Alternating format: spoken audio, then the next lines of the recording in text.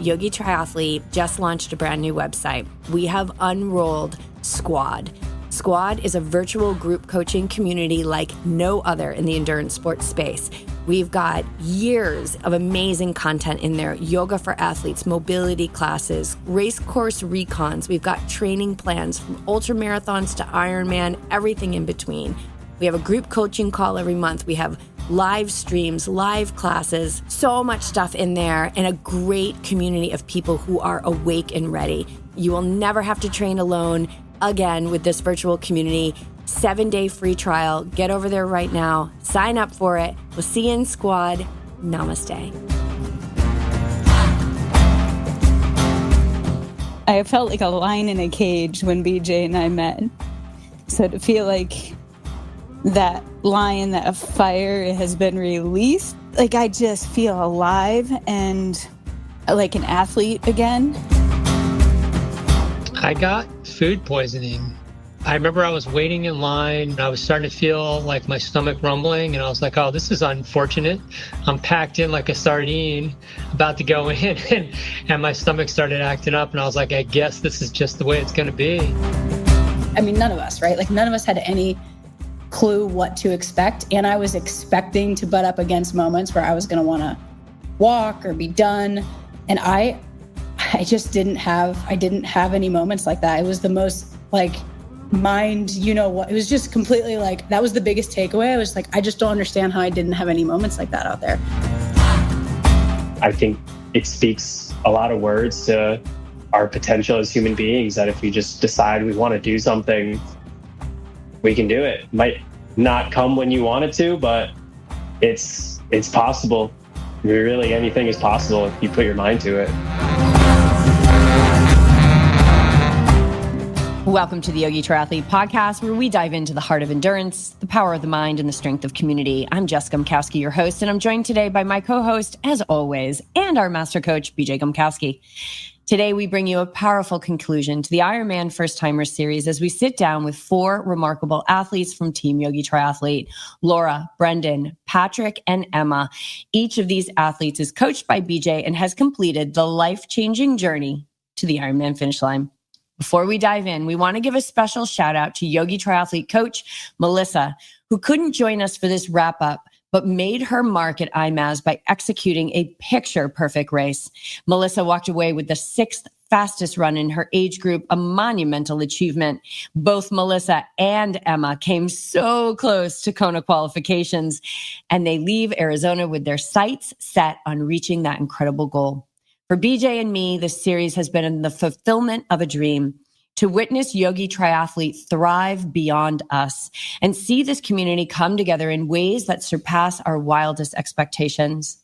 The bonds formed and the resilience displayed by these athletes throughout their journeys has been nothing short of inspiring. Tonight, we'll hear the reflections, lessons, and stories from these first-time Ironman finishers. What did it feel like to hear you are an Ironman for the first time? How did their preparation carry them through the highs and lows of race day? And what lies ahead now that they've conquered this massive goal? This episode is a celebration of endurance, community, and the belief that we are always capable of more than we know. So let's wrap up this unforgettable series with 4 voices who embody what it means to be Yogi Triathletes. Laura, Brendan, Patrick, and Emma, welcome to the show. Happy to be back. Thanks for having us. We'll take that as speaking for everyone. Thank you, Laura. It is quite challenging when you pull a bunch of people together for a podcast, but we made it possible again. And before we get into the race details, because that's really what people want to hear about, I want to backtrack to the night before, and if you could talk about, let's start with Brendan, because we just got off our chat together, so this is fresh in my mind. What was the dominant emotion you experienced the night before the race, and how did you manage it? I think just like, I mean, I would love to say I was like afraid or excited, but I just felt kind of calm. I know I had like kind of done the work. I had my girlfriend Kristen with me, and she's always kind of my rock and kept me pretty calm. I think we were just watching The Office or Harry Potter. And just kind of like, I knew I wanted to fall asleep by 7, and I tried to just keep things relaxed, because I knew if I was relaxed going to sleep, I'd wake up feeling relaxed. And I think that's like a powerful place to be. So yeah, I just like, just kind of vibed out, tried to pretend like I wasn't doing this really big event the next day. Tried to trick the mind a little bit, just being like, oh no, just go to sleep. There's no reason why you're eating just plain white rice right now. Yeah, I really honestly felt really good. I felt really calm, felt kind of aligned. I would love to say I felt afraid, but I really didn't. And just, I knew I'd done the work. Yeah. Because I slept pretty well, all things considered. I didn't think I was going to sleep that well. And I woke up maybe once in the middle of the night. And just went right back to sleep. Kind of business as usual, which was kind of cool. Kind of made me feel pretty good. Yeah. What was the first thought you had when you woke up?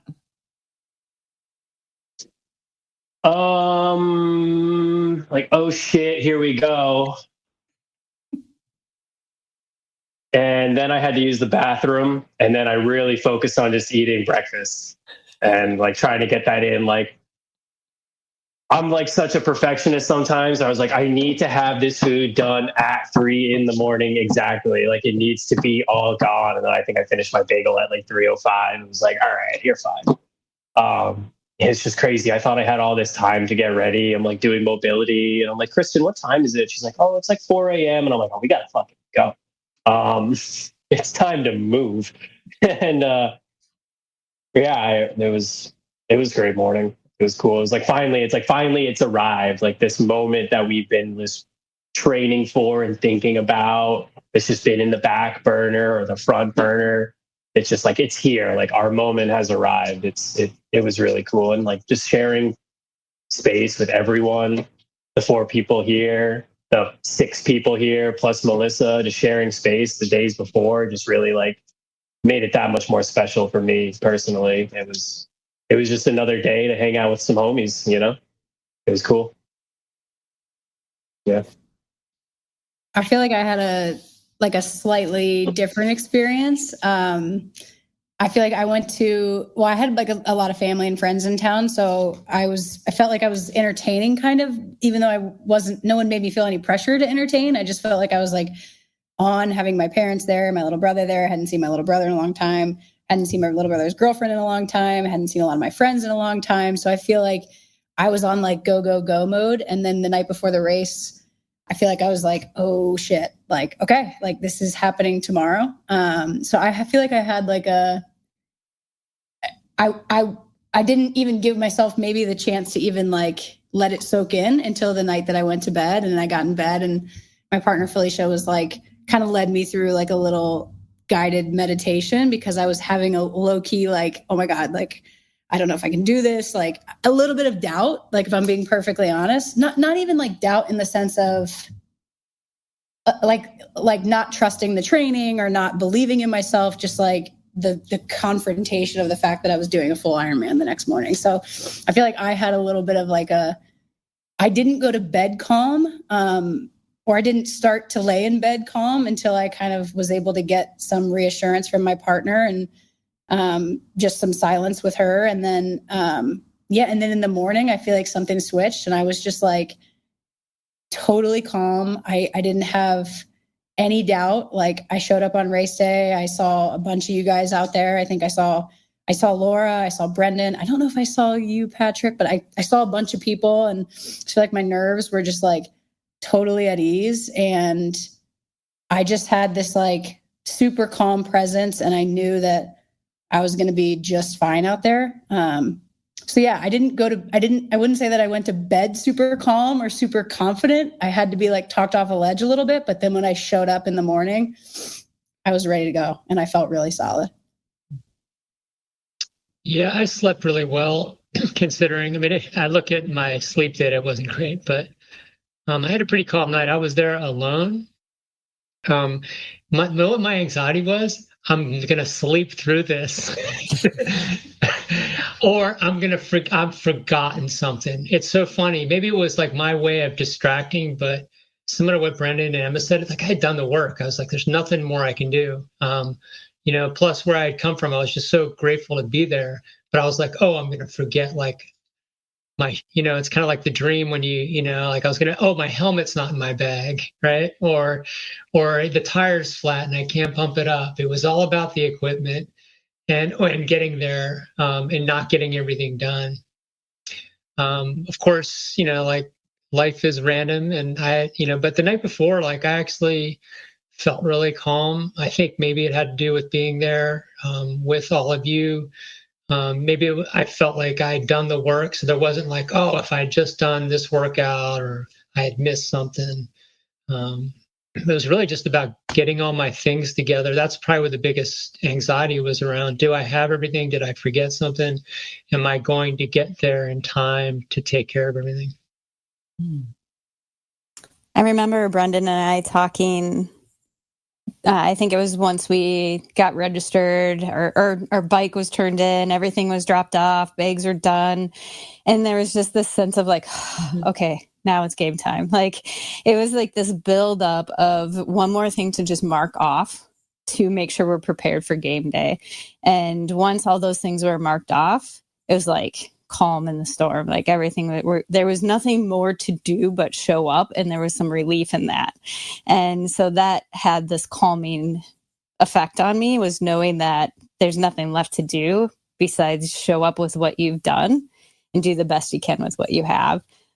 So that was just a sense of calm. I agree with what Emma said too, is just seeing you guys in the morning. And Brendan, you helped me pump my tires. Patrick, you did too. Like I just had this like crew of people, and little, like you had said, Jess, a long time ago, there's gonna be little angels along the way. And in the morning there was too. And maybe I don't know that I slept great. I was kind of waking up similar to Patrick, like, am I going to miss the alarm, or am I going to have enough time to stretch? Am I going to eat exactly at 3:00? And just like all these things, I'm kind of a perfectionist as well. And I wanted to show up with everything I had. So there was some anticipation of missing that wake up time. But I just remember through past experiences to breathe through that no matter how much sleep I get, I'm going to perform. I'm going to be great. And I've had experiences like that before where I didn't sleep at all, and I showed up the best athlete I could that day. And so I knew that was possible. So not to stress about not sleeping, just calm myself, meditate, go back to sleep, wake up. If I woke up again, calm myself, go back to sleep, knowing that it was what it was meant to be, and I'll show up just fine.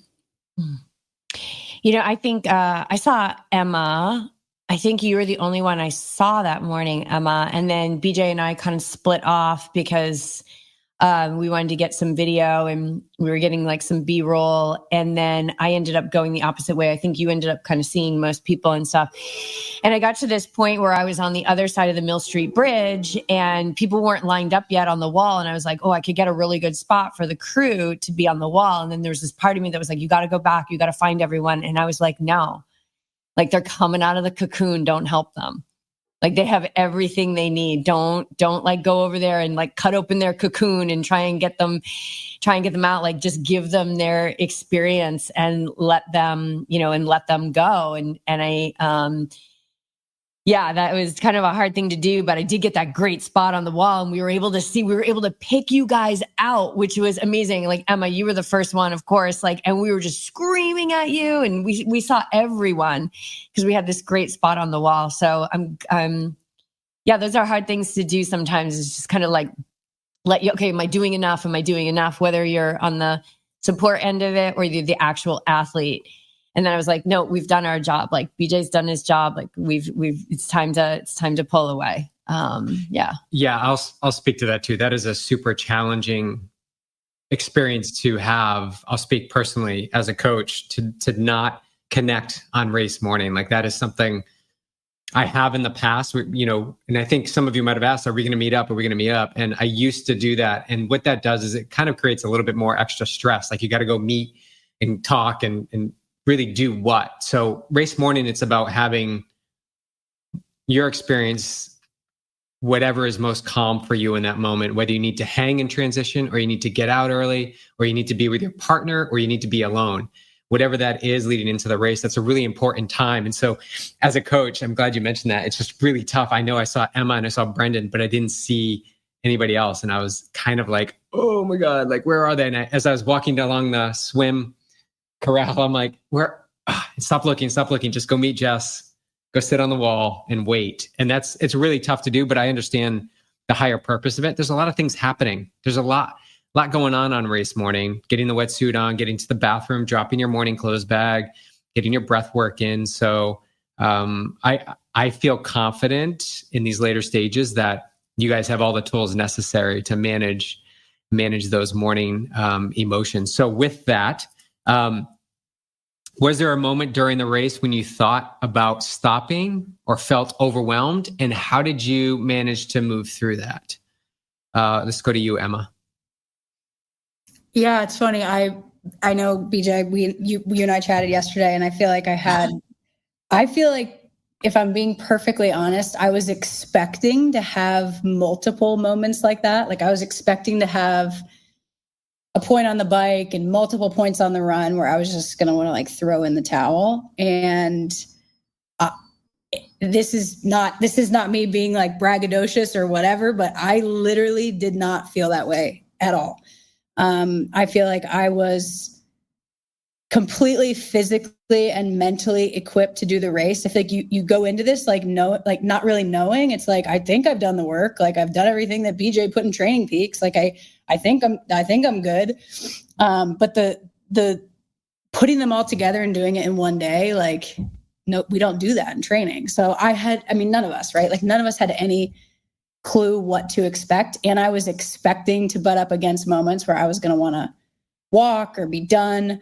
And I didn't have any moments like that. It was the most like it was just completely like, that was the biggest takeaway. I was like, I just don't understand how I didn't have any moments like that out there. There were certainly a couple of moments where I was dealing with, I bought a tri bike 2.5 weeks before the race. So I was dealing with a little bit of like groin pain on the bike that sorted itself out at mile 45 and it just went away.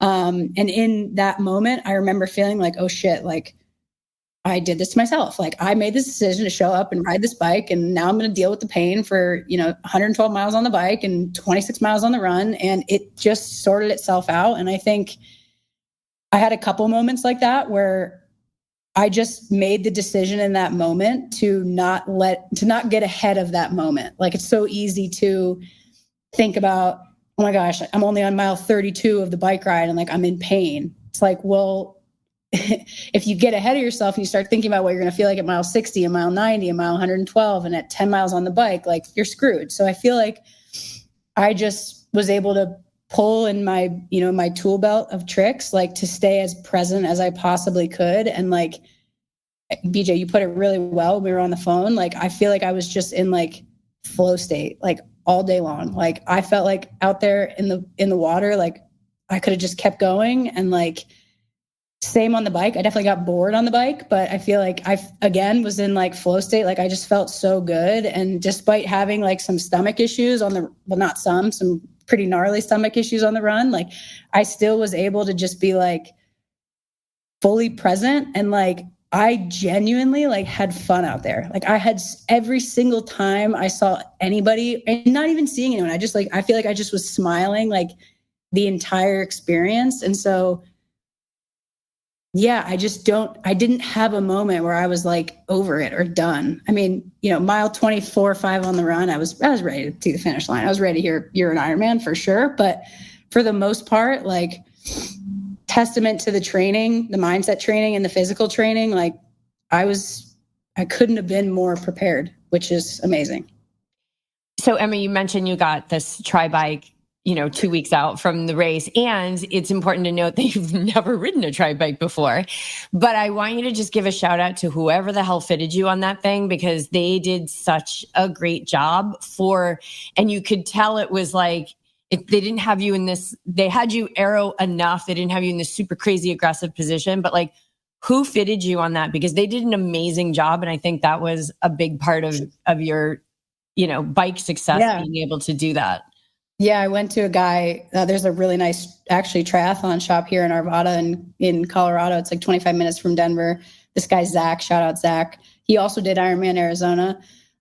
He was there, and I met a bunch of people actually through him and through the multiple trips I made to this bike shop to make sure that my fit was good for the ride, who were doing the race. So yeah, and I was really clear with him, like, I've never been on a tri bike.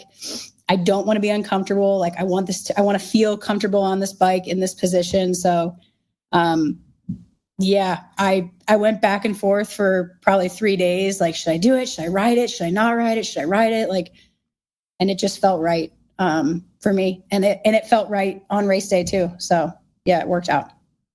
I think there's an element there for those that are listening, like, you make the decision and then you go all in with the decision and I know you might have mentioned it once, and actually Patrick did too, like, bring both bikes, like a road bike and the bike that you've been using and the tri bike. It's like, that's opening up the possibility for doubt to creep in. So you stick with that. And Laura too, you had a new bike, and Brendan too. Oh my God, everybody had new bikes. But Emma was cutting not as new as Emma's. Was as close to the race as you could get. But it's make a decision and then stick with it. And also, I think it's an important piece to mention, like, ask perspective, which you did, and then you still moved forward with your decision. And then everybody's on board. This is what we're going to do, because introducing any sort of doubt, anything that's not helping you move forward is not going to be helpful. So I think there's a big success when you get everybody on board. You make the decision. You're running the show. This is your experience. And then you move forward. So I think it's pretty powerful that you had that exceptional bike, but actually exceptional day. To be honest, everything came together. I think it's a testament too to the mindset training. Like, I think 2 years ago, me would have been like, should I do it? Should I not do it? Like, getting everyone's input, like, and completely stifling my mind. Like, I got input. I talked to a few people. That was it. I gathered my information. I made my decision, and I didn't look back. Like, I do think that's a huge testament to the mindset training for sure. Mm-hmm.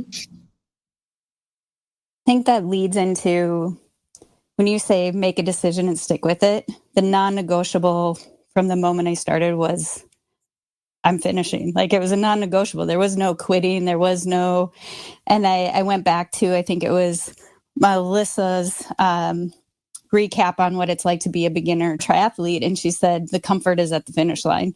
So that was kind of my mantra, because my swim did not go that well.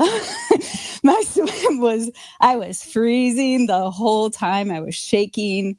I was in the water a lot longer than I wanted to be. But the only way I was going to find comfort and warmth was to swim and to keep moving. And that getting out of the water was not an option. Stopping at a kayak for me was not an option. It wasn't necessary. And I knew I'd just get colder. So I just kept swimming. I kept one arm in front of the other. If I cramped a little bit on the way back towards the finish in my calves. It was a long swim. I was burning a lot of calories, I'm sure, to try to stay warm. And so it wasn't that I wanted to quit. It wasn't this desire to quit. It was a fire that I wasn't going to quit. It was just never an option. And the weird thing for me was I started to feel better all day long. Like, all day long, I felt more strong. I felt more capable. I felt happier. I was more joyful. Like, I was thinking it was going to be the other way around, where I just was feeling better as my body was recovering, I think, to run the swim. But I just was warming up. I was feeling more like myself. I was getting my fuel in. I was like, it wasn't that my last phase of the bike was like, I wanted to stay on there another hour. I was very happy to get onto my running legs. But the run felt amazing, the whole run. And so I just felt like I fueled well, I prepared well, that I wasn't going to waste that swim. That was a motivator for me, was like, you just did that. So we're going to really we're going to push the rest of the race the best of your ability. And I just felt really good. So I don't think it was moments of wanting to quit. It was just this non-negotiable that it wasn't an option. And that's like, I'm picking this bike. I'm doing this bike. I'm not bringing my road bike. It was the same thought. Like, I'm not quitting. You're going to have to peel me off this course or drag me out of the water. Like, that's just not an option. Yeah. When you came out of the water, I have the video of it. It wasn't that pretty. Wrapped in a space blanket with medical next to you, and Patrick sort of like, it was so interesting because you guys were together and Patrick was just like looking around, and I'm like, are they together? Do they not know they're together right there? Like they've been swimming together the whole back way. And then you came in and the medical just took you right into the tent. And we're like, I don't know what's going to happen. Patrick too, you both were in a spot. You looked cold. But the cool thing was 30 minutes later, when you got out on the bike, you're like riding by us as you leave and you're like, I'm back. And I knew Patrick was not too far behind. That was a pretty impressive swim. If anybody else wants to add in, and Patrick or Brendan, any challenge? I guess I'll segue into my story. So, I felt great. I had heard all the stories that Emma alluded to. People were like, there's going to be moments, and it kind of psyched me out a little bit. I was like, I feel good. But I did have a moment where I thought I might have to stop. I got food poisoning. And I remember I was waiting in line. Laura and I went in together, and I was starting to feel like my stomach rumbling. And I was like, oh, this is unfortunate. I'm packed in like a sardine, about to go in. And my stomach started acting up. And I was like, I guess this is just the way it's going to be.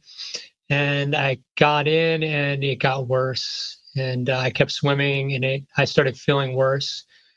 And there was a point coming around the turn where I was like, really feeling bad and felt like I was gonna throw up, not because of the endurance, just because it was just like, I don't know, about being lateral and feeling like that is not a good space. And I remember looking up and I saw the kayakers and I was like, hell, if I'm stopping, I came all this way, they're gonna drag my ass out of the water. I might, and I just kept, but it definitely was tough. I did not enjoy the swim, even though I wanted to. I just got through it. I just went buoy to buoy and was like, all right, I'm just going to get back and get done on this because I know this is the weakest part of my triathlon. And I just went moment to moment. And that second bridge couldn't have come soon enough. And I got in. And what I didn't realize is, even though I didn't get medical, I had some slight hypothermia too. So I went, I had to go to the restroom and then I got my stuff then, and felt better, but definitely wasn't feeling 100%. And then I got in the tent and I was shaking. And I made it, I said in the earlier broadcast, my goals were to complete, to have fun, be competitive, and maybe even qualify, right? So 3 or 4, I just threw out the window at that point. But I was like, you know what? I'm going to finish this thing and I'm going to have fun. And it was a mental reset for me at that point because there was a part of me that was disappointed that this is where I was at, but the other part was knew to flip the script on this, and I took my time, made sure I was physically okay, got all my stuff on, and went out, and and I had a blast. I mean, the bike was probably the easiest part for me, although my neck was so frozen, I had trouble getting an aero for the first half hour. Literally, my neck was too cold to hold my head in aero. But that warmed up, and Laura and I saw each other quite a bit on the bike, which was hilarious and good and very encouraging. We saw 3 times, I think, and then at the personal stop area, the personal bag area, and that was good. And then the run, man, I came out the gate and I was finally, I had this food poisoning, but it was 12 hours later. I was like, all right, I cleared this all out of me. I'm going to go run. And I hit the run and I got a couple miles in. The problem I had was I was having trouble getting my nutrition plan in because I knew I was tired. We're going to be that way with the run, but because my body was compromised, as soon as I started taking the nutrition in, I started having that feeling, that nausea I had in the swim again. And so I just had to settle back and make a decision and really had to figure out on the fly, what I could take. So I had all these liquid packs, but back to the question, I was not going to stop. I just wasn't going to push myself so hard that I fell or got nauseated. Right. So I think I mentioned to you, BJ, when I ran by, I was actually feeling good. Then I kind of hit this feeling and I saw Jess a little bit later. It's I was in body management mode. And so I was each rest area, I was I'm going to try a little bit of water, try a little more hydration. Okay, that's okay. I'm going to try 2 sips of water. I'm going to try some, that's right, that's okay. I try some soda, that's not good. and then just kind of managed. And then I was like, all right, you know what? I'm just going to get to the last 10K, and then I'll hit the jets a little bit because I know I can recover from that. And that's kind of what I did. And that was probably. But back to the question, like it was never a concern to stop. I just wanted, honestly, I wanted to finish, but I wanted all 5 of us to finish. I really, really, really did. And I had fun. And when I crossed the finish line, my friend locally, I was going to see the next day, he had showed up and I heard my name get yelled as I came across the exit, and it just like booted me up. And then that just made, we all are going to talk about that next, but I made that journey. But definitely that moment in the water, I'll always remember that moment going, oh, this is what he was talking about. I'm right here, and hell no, drag my ass out. I saw you on the run, and it was already nightfall at that point. And I think, BJ, you were up trying to grab like Emma, Melissa, the finishers, and Patrick and I ran together for a little bit, and we were chatting. And Patrick, your mindset was just so exceptional, because you had been sick since before the race even began.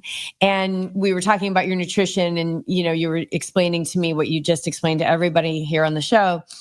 But you kept saying to me, like, but I'm really having a great time. Like, and it's such a testament to a strong mindset, because it's like, that would have brought so many people down, but you just didn't, you tended to it, but you didn't give it fully your power, right? Like, okay, this is going to be in charge of my day. You were like, no, I'm really enjoying myself, Jess. Like, you were like having like this delightful time.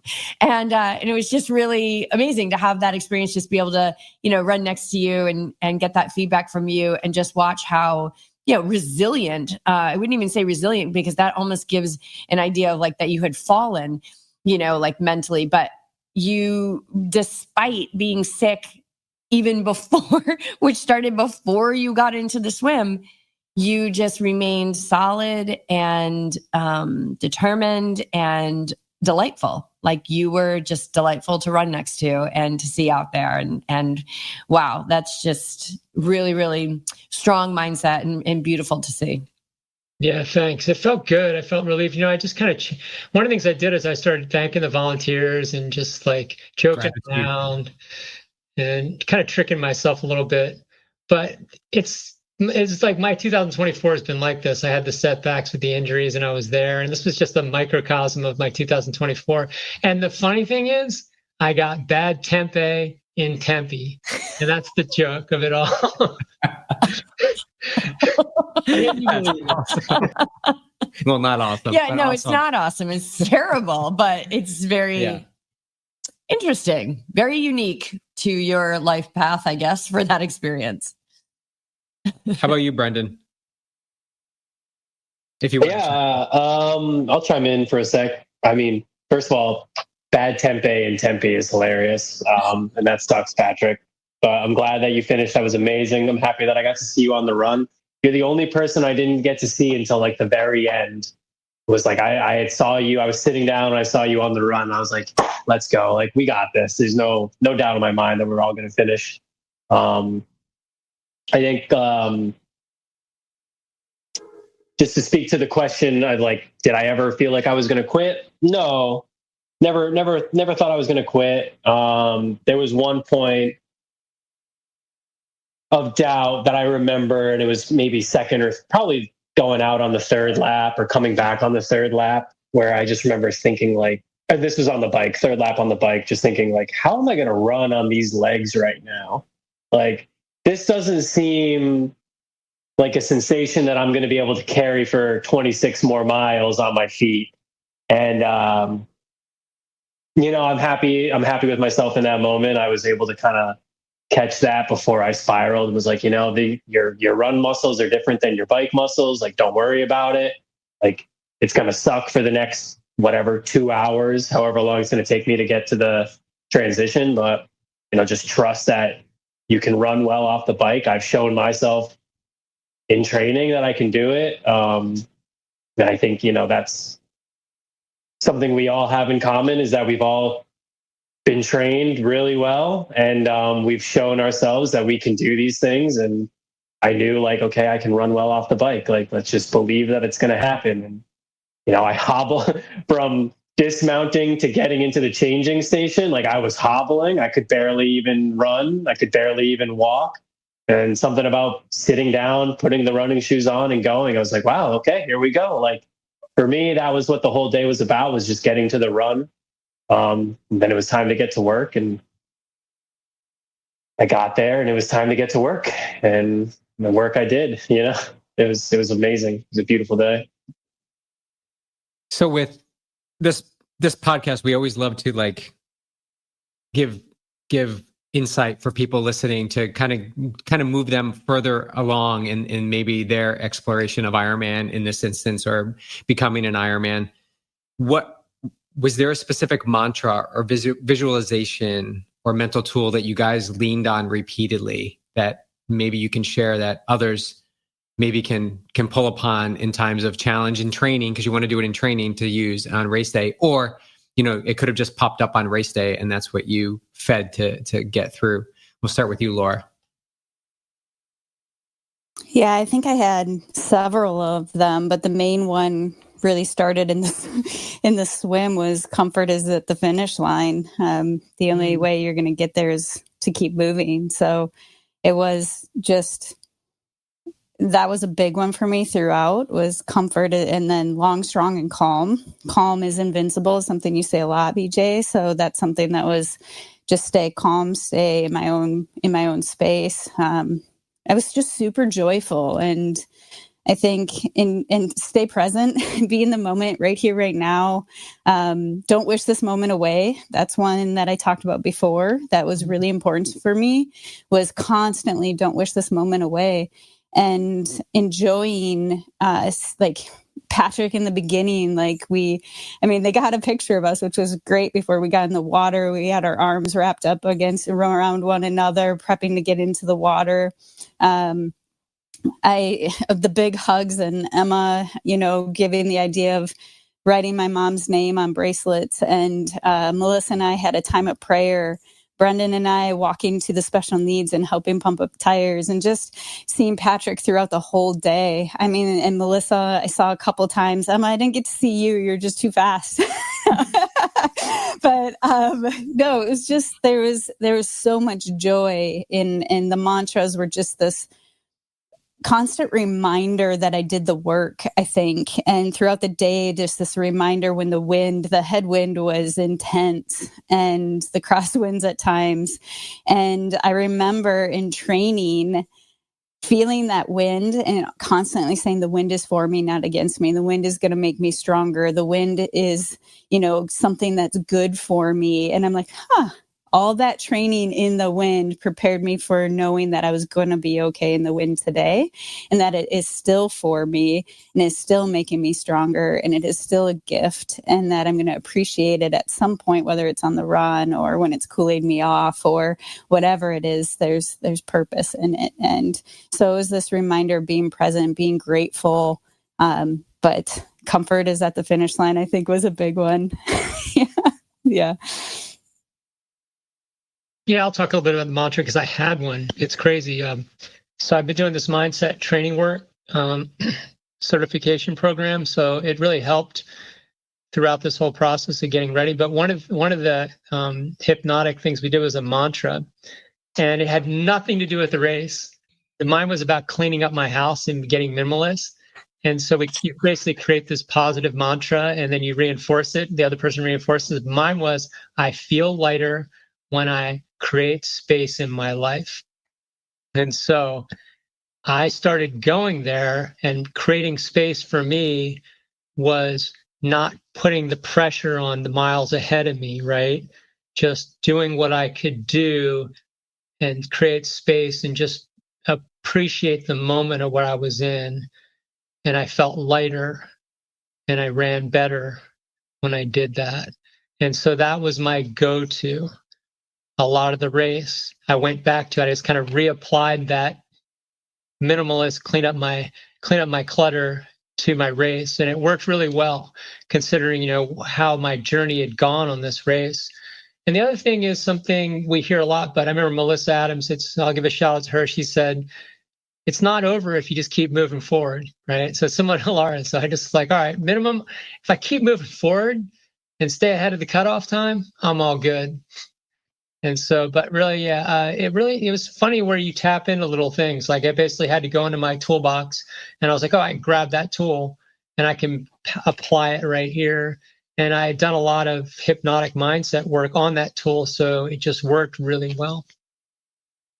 And it's interesting when we live such a rich life, right? Like whatever our lives look like, it's, we got to go to the grocery store. We got to, somehow make an income. We got to, have social time with friends. And, everybody lives this rich itinerary of life. And when you are racing an Ironman, you have one job. And I remember thinking that at my first Ironman, like seeing spectators, like, in lawn chairs, like eating chips. And I was like, they have choices. I have no choices. And that makes it so easy. It's like, all I need to do is move forward. That's like a Buddhist practice and in such a foundation of Buddhism. It's like when you swim, just swim. When you bike, just bike. When you run, just run. And when you take that mindset into something as gargantuan as an Ironman, it's like you just have one thing to do. It's like there's almost like a freedom in the simplicity of that day because you got one thing to do: move forward. That's it. Not that it's easy, but it's like in your mind. And if you can, and you guys all, I spoke about Patrick's mindset, but I'm listening to you guys talk and I'm like dying over here because your mindsets are just beyond, they're beyond. Like you are absolutely upper echelon mindset athletes. And it's just incredible to see that because that is the basis of what Yogi Triathlete's about. And to see how you were able to create that space from whatever the noise of people around you, other competitors, commentary in your mind, and keep yourself focused. I mean, it's deliberate focus, which is a skill that you have to train within yourself. And every single one of you is exhibiting symptoms that is a well-trained mechanism of your mind.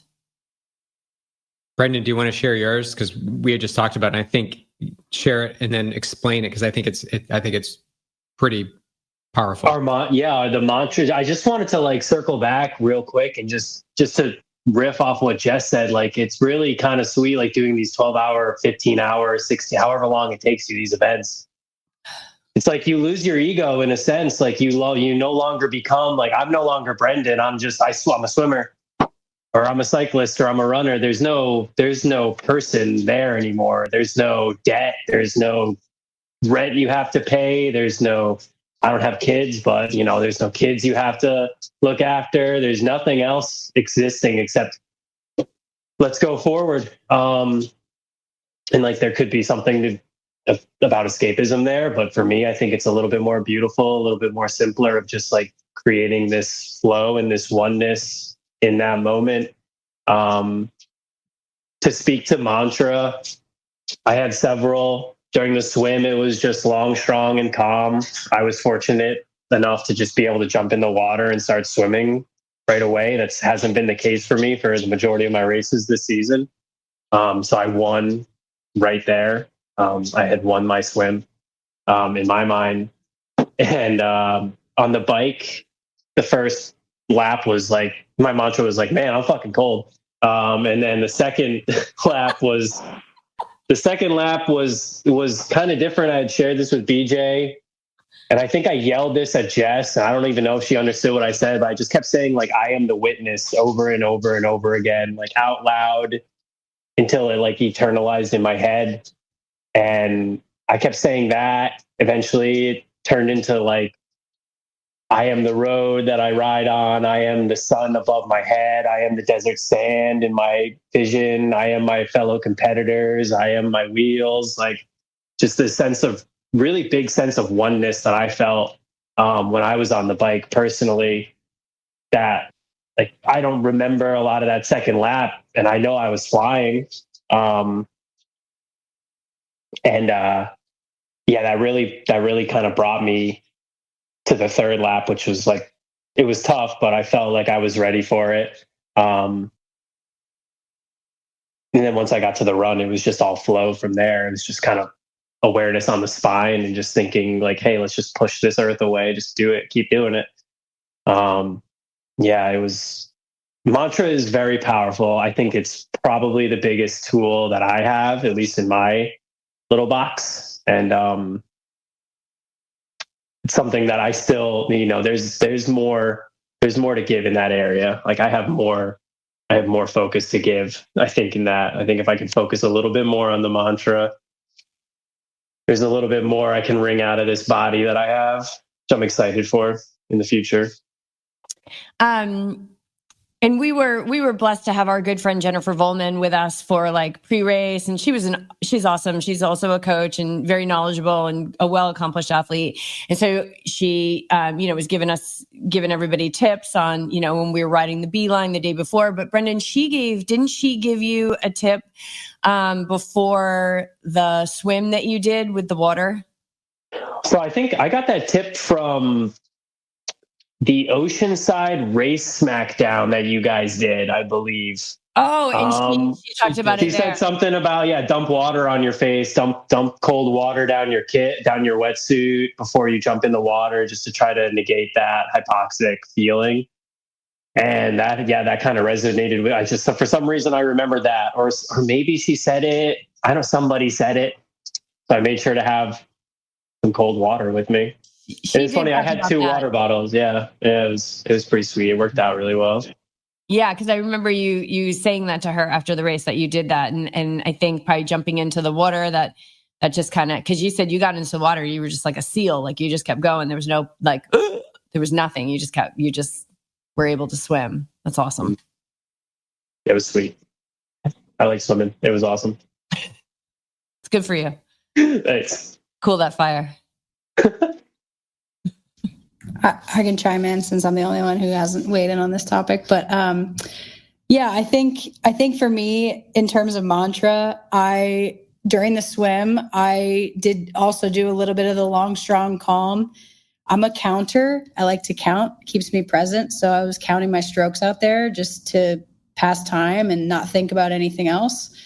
I think overarchingly, like my biggest thing throughout the entire day was just like sheer gratitude, like from the fact that I was out there with all of you guys, to just you and BJ being there, there were so many people from the Yogi Triathlete community that were there. Like every time I turned, when there was a crowd, like I was hearing my name being called, like, and cheered, and people were yelling and excited for me. Like, I just feel like I was so grateful. I had so many people who came out to support me, specifically friends, family. Like I had so many moments where, like, out loud, I just was saying, like, God, like, how lucky am I? Like, I'm out here doing a freaking Ironman. Like, this is crazy. Like, I'm so lucky that I have like this body that can carry me, and I feel so good. Like, so yeah, I feel like my biggest thing was just like, I did everything I possibly could to not think about anything beyond the moment that I was in right then and there.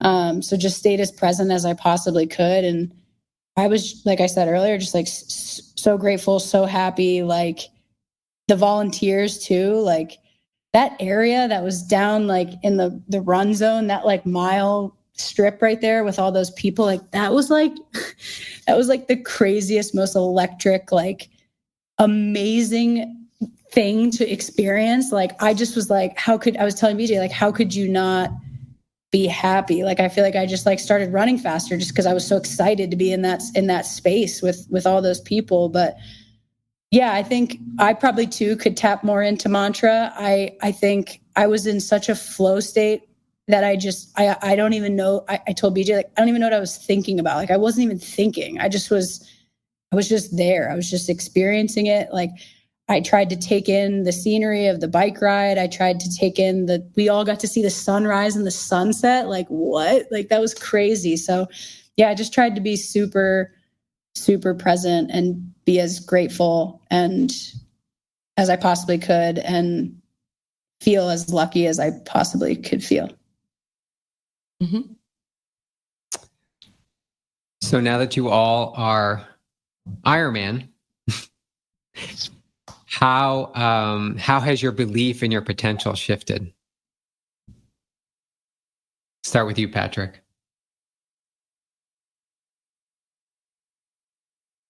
It's funny. It makes me realize, just kind of, I guess it's like if you do the work, you can do all things. It's kind of the thing. But what really impacted me was getting the feedback and the impact of the people who care about me, who were following. Like for me, since I only had a couple people local who were there, but had like this little virtual rail, and just seeing the dialogue throughout the day on these group chats on WhatsApp. Not only did it make me happy, but it also made me realize the impact.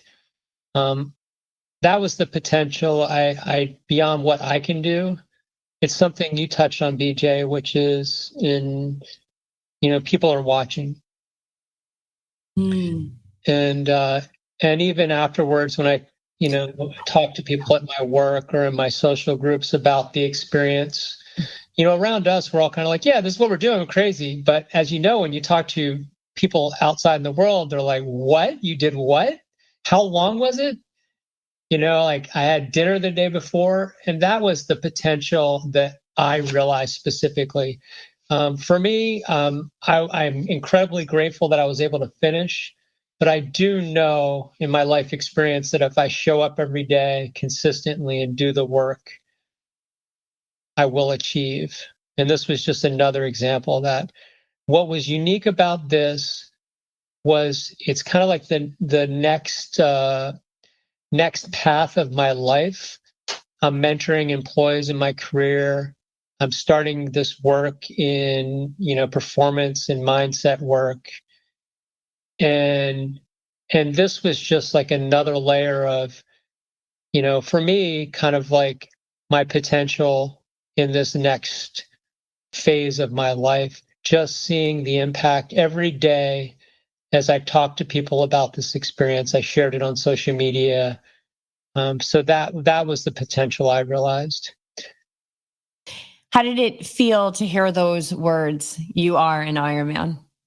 Oh, honestly, at the moment, I was just like, thank God the finish is here. I pushed hard the last mile, and I was like, I didn't realize how long it was when I started pushing. Like I pushed at the fork, Yeah. I was like, oh yeah, it's just around the corner, right? It was more than around the corner. Honestly, to tell you the truth, I barely heard those words. But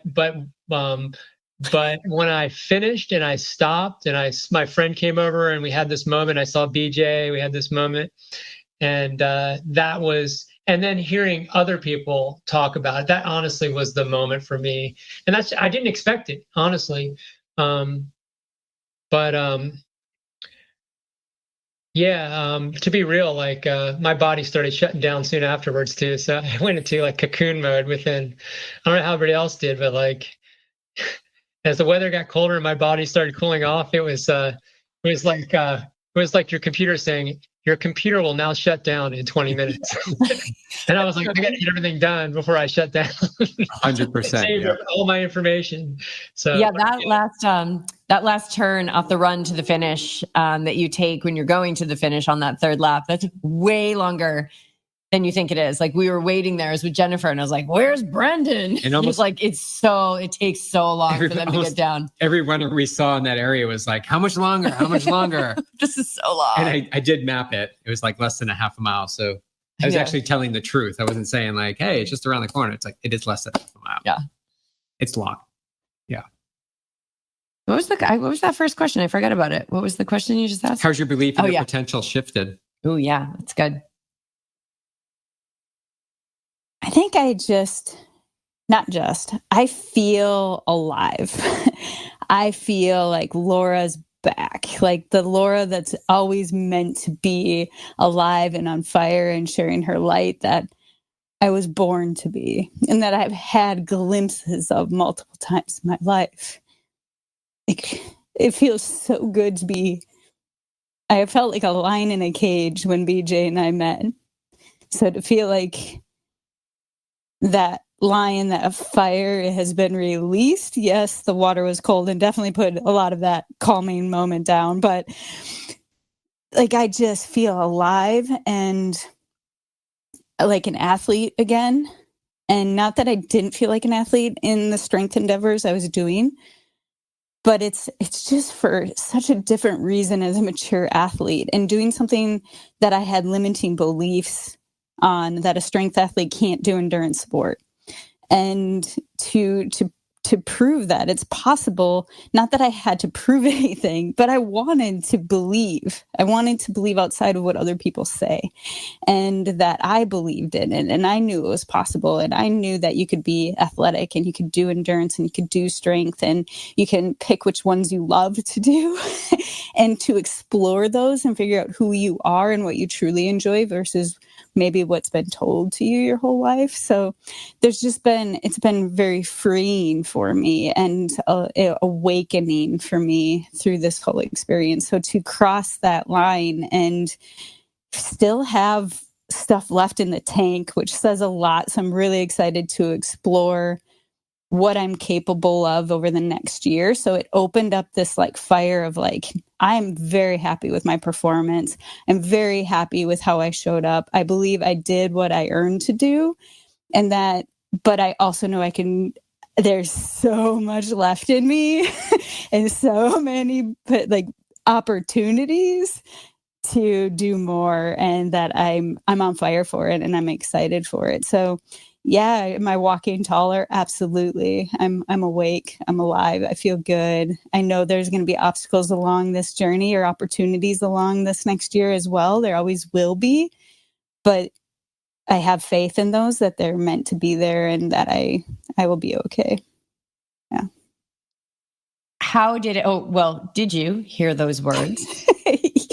I did. I get that. Like you're just like, oh my God, I'm done. I'm done. I was warned when I got to the fork, or like it was 0.7 to 0.8 miles still. So I was like, oh man, that's actually like quite a ways before you get to it. But I was kind of like, okay, what am I going to do? Am I going to like, I hope I'm smiling. Like, just like my thoughts were kind of scattered. Like, I'm really ready to be done. But I was, it felt good. But it felt, I think I'm with Patrick. I think the most important part was just the pure joy of the people, of hearing you guys, hearing our loved ones, hearing the community of people who didn't even know me. That was more thrilling to me. The high fives. I had to wait to ring the bell because somebody was just going nuts on it. And I just stopped and let him do his thing. And so I could ring the bell.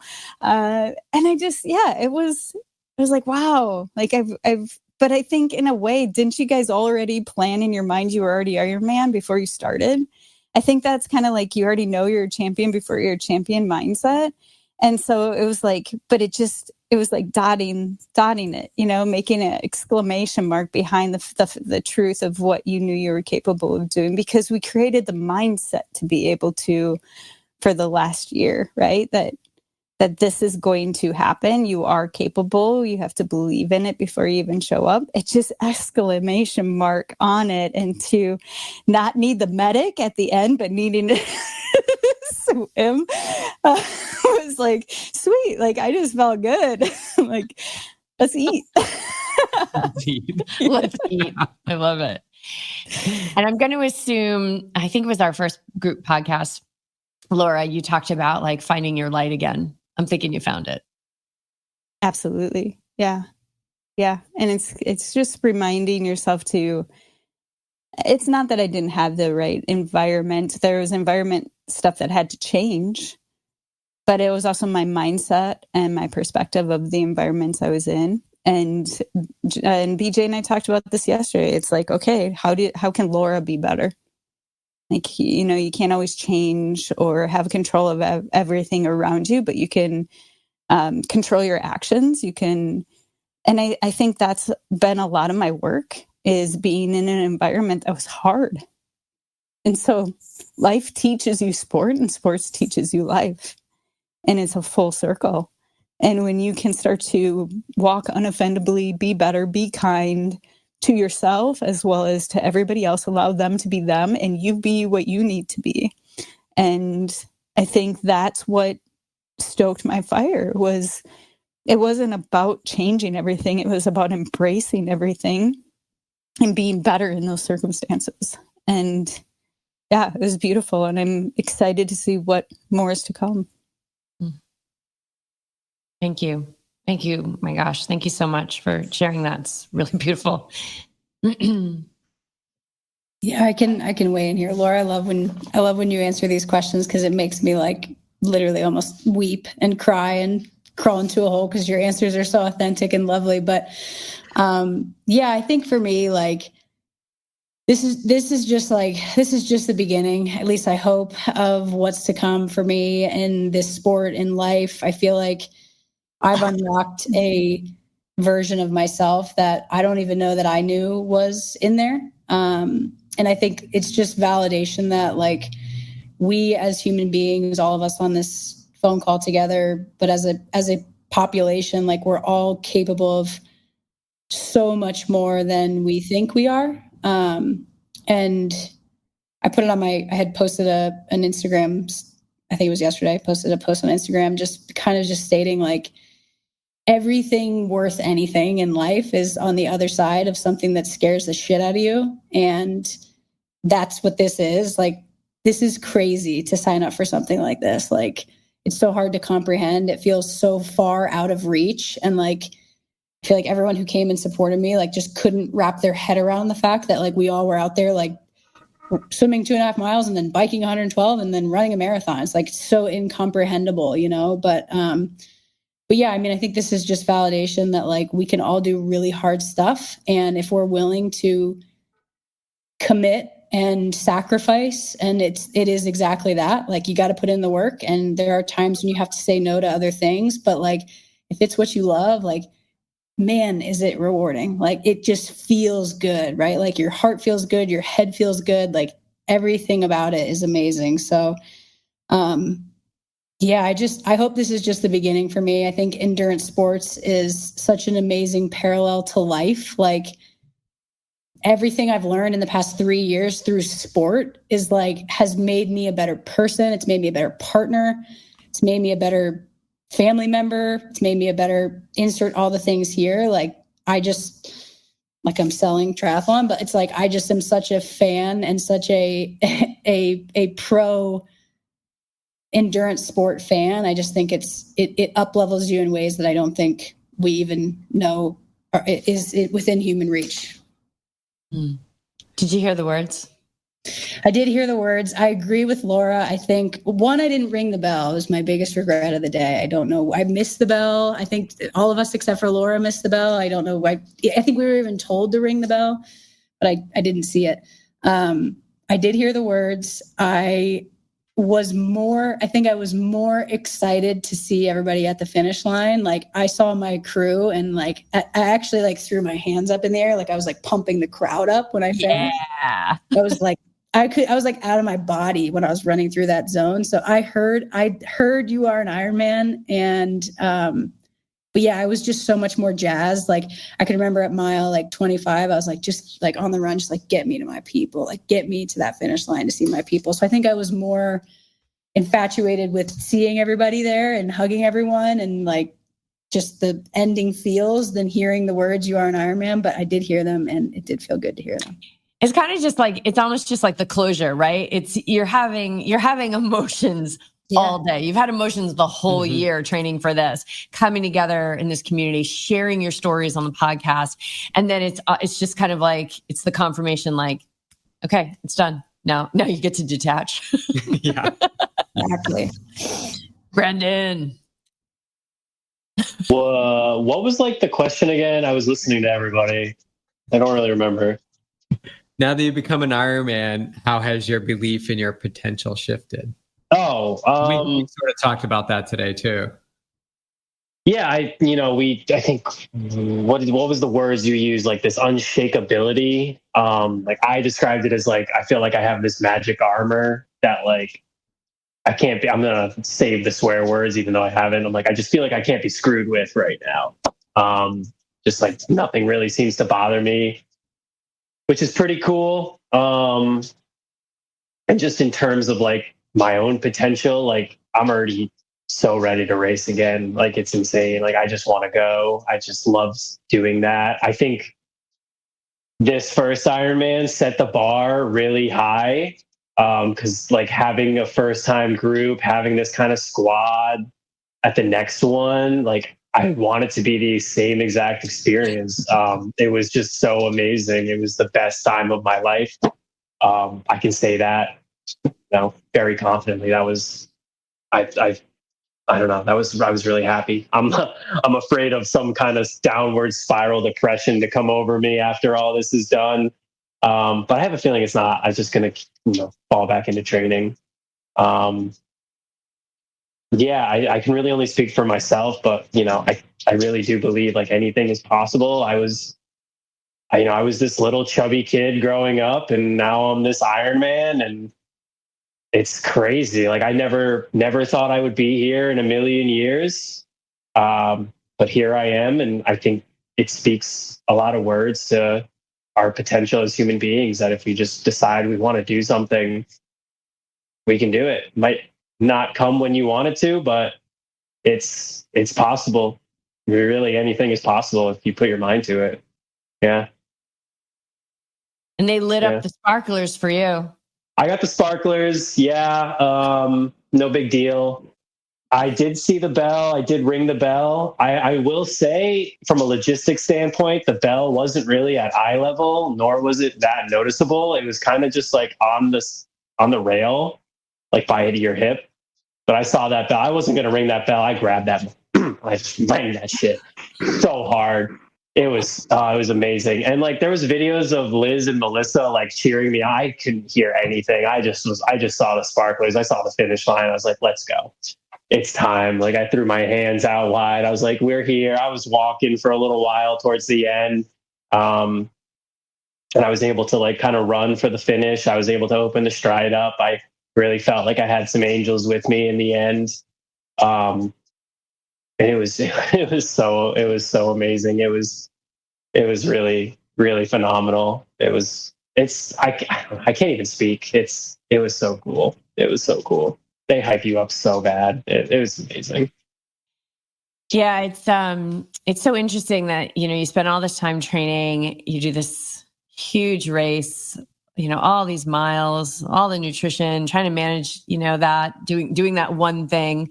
And then it all makes sense in like this 100 yards, like it all, like in that 100 yards of like being in that chute, you're just like, it all is right there. Like, it's so incredible. If you've ever done an Ironman, you know what I'm talking about.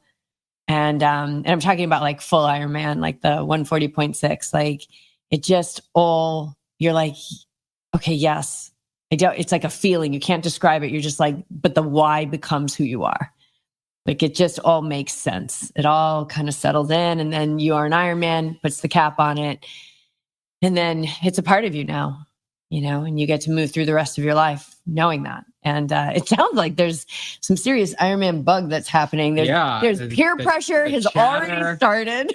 It's floating through what's happening. I'm pushing Melissa. I'm trying to get her to do.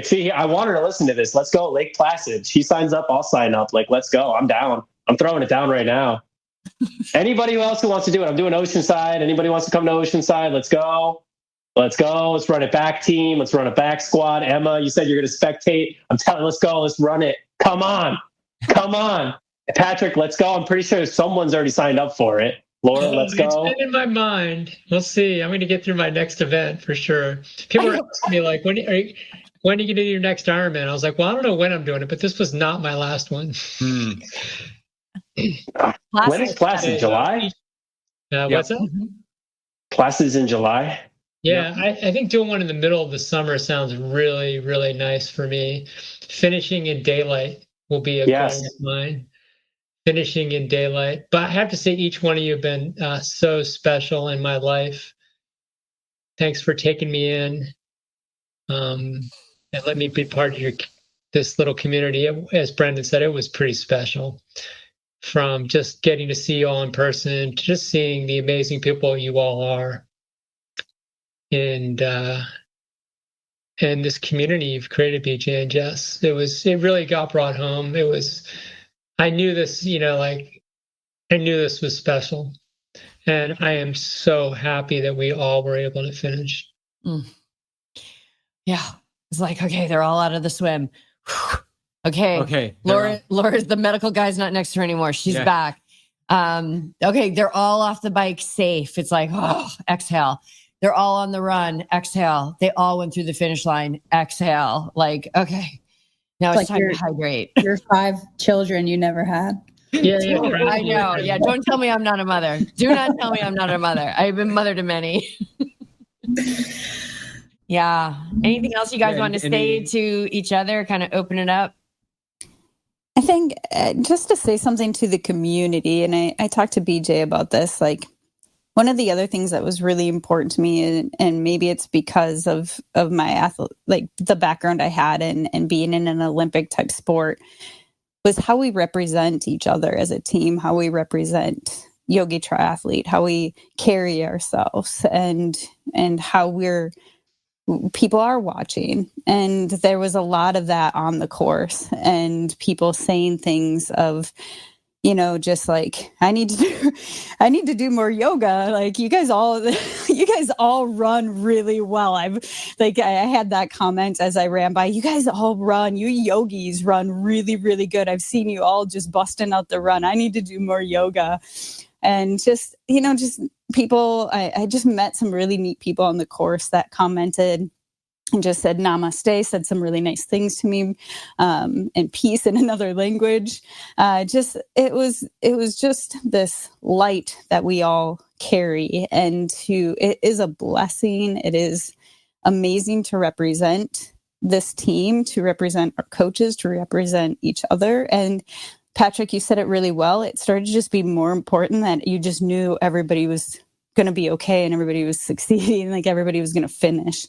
That was like, it became more important to me knowing that everybody's out there with me, and that I just was sharing this energy all day of like, I want them to, I'm cheering them on if I did pass you or if I did see you, which Patrick, we got to see each other a lot, but we got to share that light and that smile and that energy throughout the whole day and cheering people on. There was a young man who was running towards the last mile and a half while he was walking, and I ran past him. He's like, oh my gosh. He's like, you're really crushing it. You're doing good. And he's like, this Ironman thing, it's my first one. It's really hard. And I said, well, if it were easy, everybody would be doing it. And he's like, he got kind of quiet, and he's like, you're right. He started running. I was like, you have a strong finish. Like, again, perspective and mindset, and how many people are struggling mentally, not just physically. And to be able to give a kind word and an encouragement every time we were out there and represent what we're about was really special to me. And thank you for that. Thank you for being, on this journey with me and sharing your lives with me, because it made the day truly unique, really special. Yeah, I also think this podcast series was such a fun and cool way to go about doing this with the 5 of us. I think it was fun for me to learn a little bit about each and every one of you guys too, and your experience and why you're here and what lights you up and how you ended up on this YogiTriathlete journey. It was amazing just being on course, and the only person I didn't see was Laura. I didn't catch you out there. I don't know. We just must have not been in the loop I don't know. I never saw you. I did see Patrick. I saw Brendan. I saw Melissa every loop of the bike. I saw Brendan on the run. I never saw Melissa on the run, but every single time I saw you guys, it was just let's go. It was just this level of energy that I don't even know where it came from. I just couldn't help myself but scream and cheer for you guys. So unbelievable experience. And I mean, at Jess and BJ, I feel like we've all said it, but just kudos to both of you, for creating this space for us to be able to experience this life-changing event with others and being able to record it and go back to it. How neat that we can come back and listen to these and share this with others. And I just truly feel like I wouldn't even remotely be the person that I am today without both of you. So from the bottom of my heart, I want to thank you both. And for anyone who's like, listening or who's interested in doing this, whether it's an Ironman or a half Ironman or endurance, anything related to sport, like this is a community you want to be a part of. And you will grow exponentially as a person and as an athlete if you are a part of it. So just thank you to both of you. It's been freaking unbelievable. And hopefully, like I said earlier, like it's just the beginning of what's to come. Thank you. Thank you. You all wear it very well. Kit's easy to wear. Well, and best dressed, of course. That's so obnoxious, but I love it so much. Yes. You are best dressed. You are. I really wanted that in high school and I didn't get it. Now I have an entire team of people who are best dressed. So damn it, we are best dressed.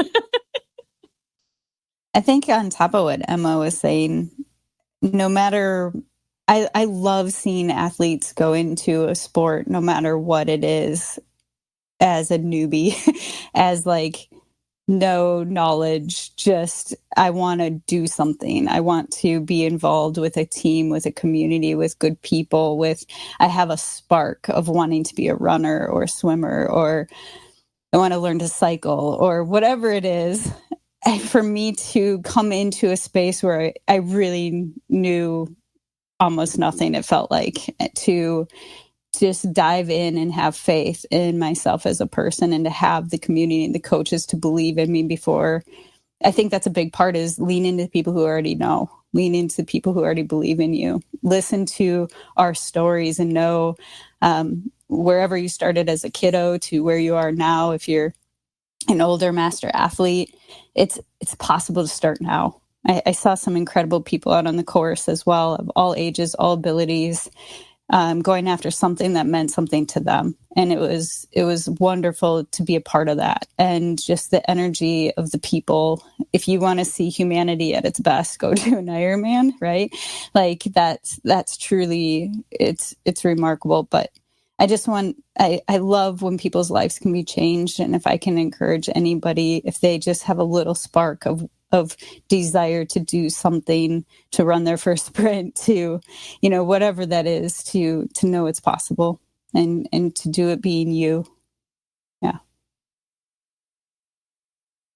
Yeah. So beautiful, you guys. Thank you so much. And I think as we start with sprints and we learn more about ourselves, we learn about ourselves, we go a little bit longer, we get up to this Ironman distance, and you just, it's just a laboratory. You just learn so much about yourself. And there's this beautiful thing about breaking down the body to a point where you can't be anything but yourself. And you really get to see who that is. And you guys have this wonderful gift that is your mindset.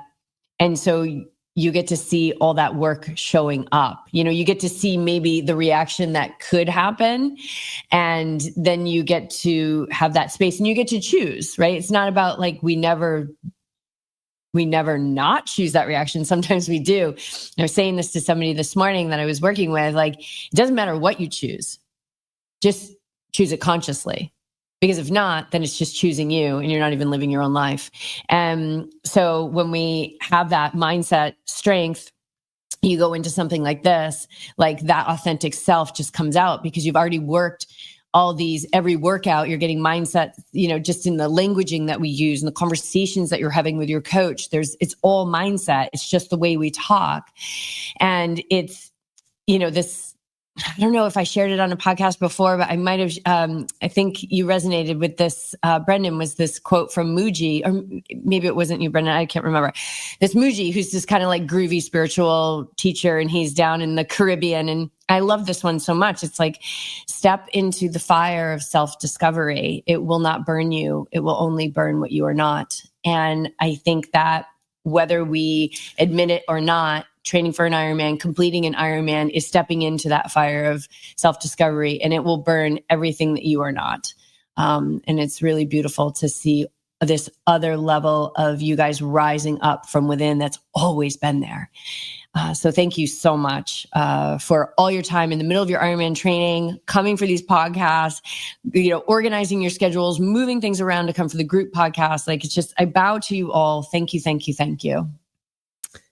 Yeah, you always say it so eloquently, and I always have to follow it up. So I have to be pressure on. No, that's just because you're competitive. I am. There's no pressure. I'm watching you guys race. I wanted to be out there racing. Which is why I signed up for next year. So I'm just really, truly touched by the words that you all use to share your experience, but also to share the impact that YogiTriathlete, which is what Jess and I are stewards of, the community has affected your life and maybe moved you in a direction that you resonate more with, because it is your true self. It is your true self that is rising up and being encouraged to shine brighter, as Laura shared, like to shine that light as bright as you can. It's really important that you celebrate that, because you are uniquely you.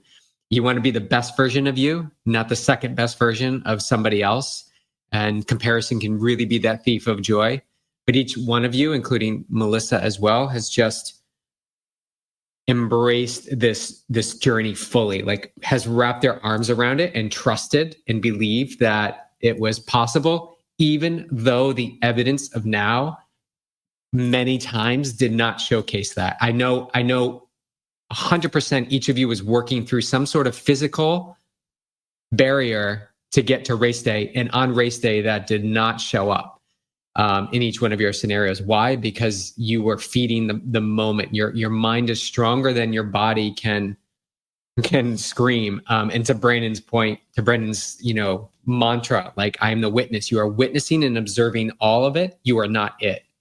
So that means that you can transcend it. So each of you has inspired me to be better.